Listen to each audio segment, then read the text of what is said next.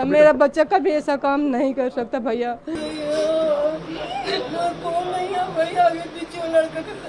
वो विक्की को भी जानती हूँ भैया, वो भी राखी बांधती है, मेरी बहनें बेटी है उनको राखी बांधती है। हमारा भाई जिम्मेदार है, वही हमारा सब कुछ था।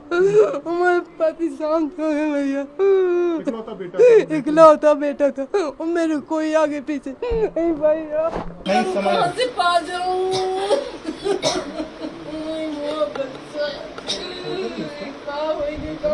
वो भी मेरे को मम्मी बोलता है, मेरे बच्चे भी उसके बच्चे को मम्मी बोलते हैं। बेकसूर है वो लोग, कभी ऐसा नहीं कर सकते कि मेरे भाइयों को निर्दोष छोड़ दे। पूरा भरोसा, वो कभी ऐसा नहीं कर सकता। हम उसको हमेशा से जानते हैं, वहाँ पे काम करता था, उसको दोस्ती थोड़ी ना बोलते। एक नौकर और मालिक का रिश्ता था, जैसे वो मैम थी, वो दीदी बोलता था उनको।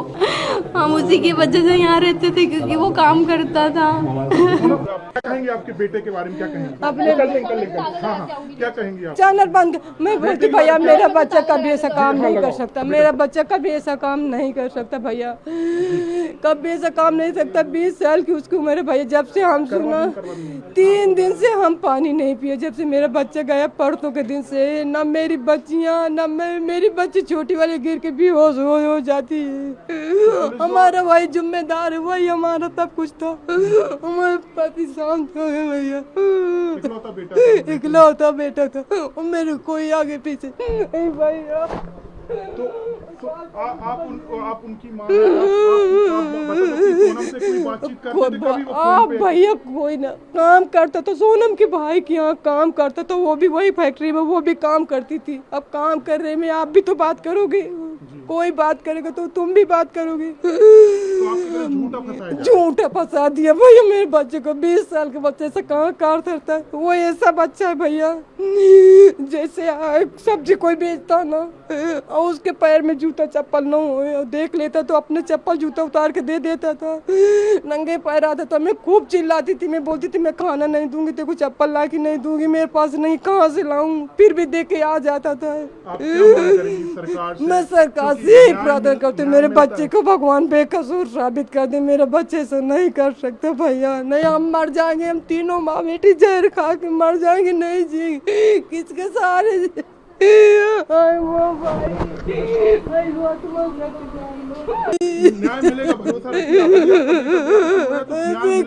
कभी ऐसा नहीं कर सकता।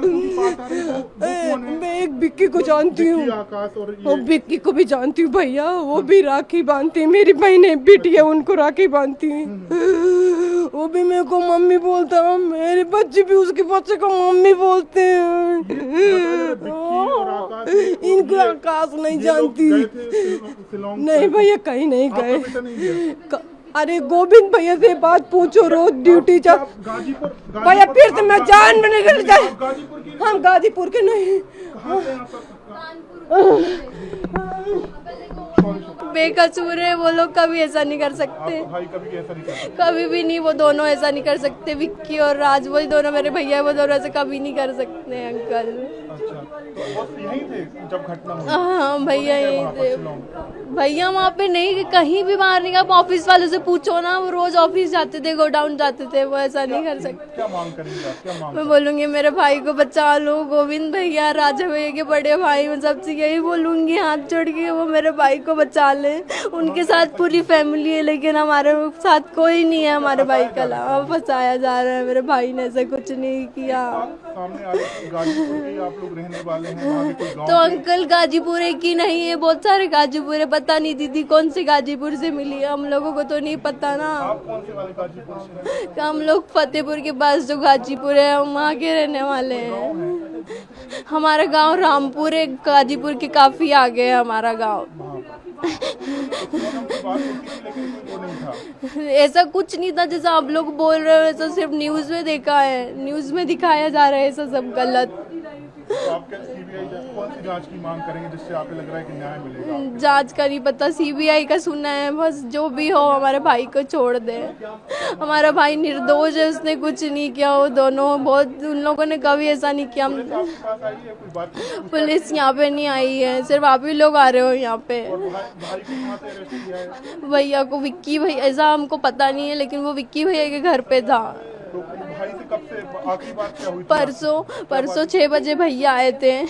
परसों 6 बजे आए थे, बिल्कुल टेंशन नॉर्मल थे एकदम। फिर भैया ने, मम्मी ने बोला बेटा खाना खा ले, तो उसने नहाया और नहा के नए कपड़े, बोला मैं नए कपड़े पहनूंगा क्योंकि मंदिर जाना है। उसने नए कपड़े पहने, जूते पहने नए, और फिर उसके बाद चला गया। फिर रात हो गई थी बहुत ज़्यादा, इसलिए वो मंदिर नहीं गया था। मम्मी ने उसको 7 बजे फ़ोन किया, नहीं अंकल प्लीज़ नहीं आएंगे, अपन नहीं बुलाएंगे। हाँ, कोई नहीं आएगा, कोई नहीं आएगा। मैंने 7 बजे मम्मी ने बात की थी, तो उन्होंने बोला कि मम्मी रात बहुत हो गई थी, रात ज्यादा हो गई थी। हाँ, तो वो मंदिर नहीं गया था।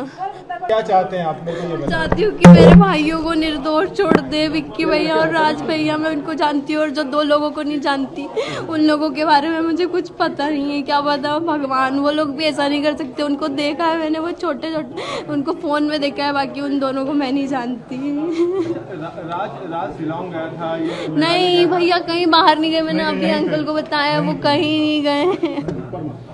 आपको भरोसा है आपके भाई को? ऐसा नहीं पूरा भरोसा, वो कभी ऐसा नहीं कर सकता। हम उसको हमेशा से जानते हैं, उन दोनों को जानते हैं, वो नहीं कर सकते ऐसा। बात है, सोनम की दोस्ती थी कि नहीं थी? दोस्ती क्या बोल सकते, अंकल वहाँ पे काम करता था, उसको दोस्ती थोड़ी ना बोलते। एक नौकर और मालिक का रिश्ता था। जैसे वो मैम थी, वो दीदी बोलता था उनको, वो बोलता था दीदी, और वो भैया, ऐसे बात होती थी उनकी।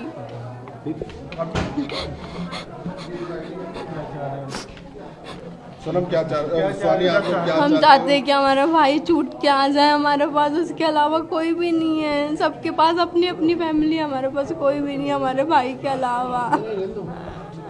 हम उसी की वजह से यहाँ रहते थे, क्योंकि वो काम करता था। एक बात और आ रही है कि आप लोग गाजीपुर के ही रहने वाले हैं। नहीं, हम गाजीपुर के नहीं हैं। हम लोग उत्तर प्रदेश फतेहपुर, उसके आगे गाजीपुर आते हैं। लेकिन वो दीदी जहाँ से मिली, वो वाला गाजीपुर नहीं है वो।